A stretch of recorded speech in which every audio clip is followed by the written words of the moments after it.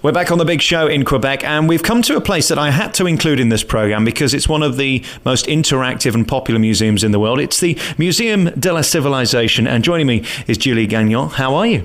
I'm fine, thank you. And you? I'm really well, thank you, because I'm here today at the museum and we're here in Quebec enjoying the beautiful culture and the characteristically beautiful sense that this place seems to have. I don't know about you living here, but it just seems to me so unique in its cleanliness, in its subtlety. There's nothing crass about Quebec at all, is there? You're totally right, and we try not to forget that, even if we stay here. I run 4 mornings a week and along the river, the St. Lawrence River, and every morning I said to me the same thing. I'm so not happy, but how do you say delighted. when you're delighted to stay in a city like Quebec City. It is everything that Las Vegas is not. It's everything that New York is not, certainly Manhattan. And your museum really is about that, isn't it? It's about getting people involved and displaying things in just a very clean, beautiful way. You've worked very hard at that. Yes, of course. The Musée de la Civilisation, which now has 20 years old, just last week, the leitmotif of this museum is the Human Adventure Museum. So we want to talk to people about universal themes that interest everybody, from the youngest to the oldest person. So, of course, interactivity is very important. We work a lot with collections, but the objects serve the speech we want to have, but is not taken as the major part of the exhibition. I mean, the object is part of the speech we have with visitor. Of course, we interact a lot with the visitor. When people are learning in leisure time, what they learn and what they retain is much more important than in any other ways. So that's what we're trying to do in our museum.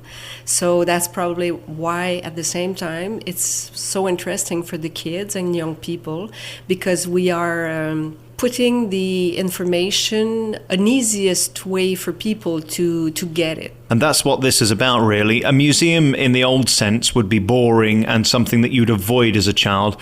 What your job really is to do is to bring kids in and make it interesting and make it a fun experience so that the learning isn't actually learning. They don't know they're doing it. That's it. And it's also true for adults. I mean, not everybody is a specialist of certain question, but people likes to know more and more about different subjects and themes. So if we're able to have the right level of lecture for the people that we are reaching, it helps people, to get a little more information, knowledge about a subject. Of course, we are having different level of lecture in our readings in our exhibition to make sure that each and every people find his interest in the visiting of our exhibitions. So let's talk about the winter season here at the Muséum de la Civilisation. What are your main attractions? This year is particular because we had 2008 and very many activities during the summer. So usually at this time of the year, we just opened a new exhibition. This year, because we opened too many between April and June, we don't open exhibition this fall. But of course, some major exhibitions that have been opened for this summer, Golden Americas, and as an example, are very still important and have not been seen by all the visitors already. Christmas time is certainly a particular period for us, and we have specific programs for the families. After that, in February, we are opening an exhibition that this time is not made by us, but that we are receiving from an organization based in England, which is Science Of, and this time it's Science of Aliens. In French it has certainly a different title, but the subject is the same, to make people know a little bit about everything that have been told, said, and showed about extraterritorial people. In next April, we are opening an important exhibition on the mummification in ancient Egypt. And we'll have, aside of this major exhibition, a specific family interactive exhibit for kids to know a little bit more about the life in ancient Egypt.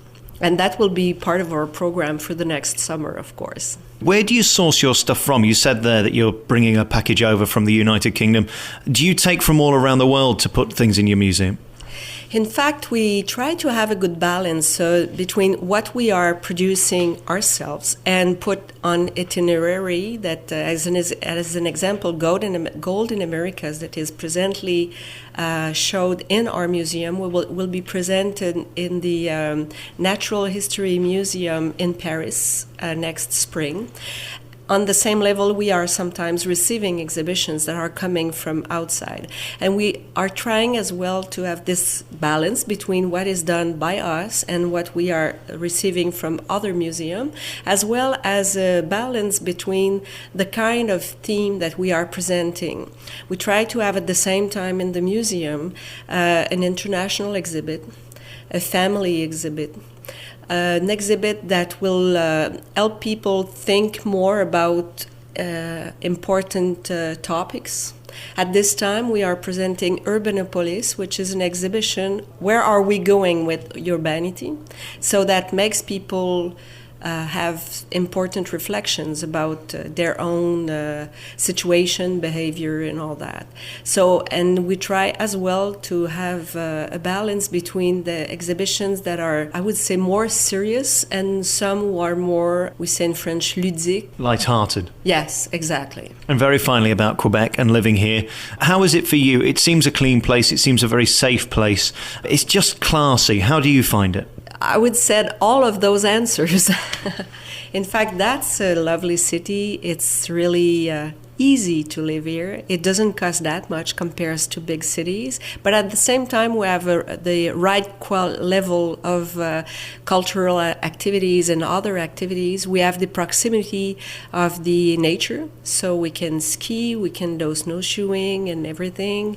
In the summer times we can bike from the city, go outside the city. So I think we have a chance to be big enough to have many activities, but not too big, so the quality of living is very, very good. Someone made a joke in a TV program about Quebec City saying 200 feet of cars back to back, and they, wow, a traffic jam.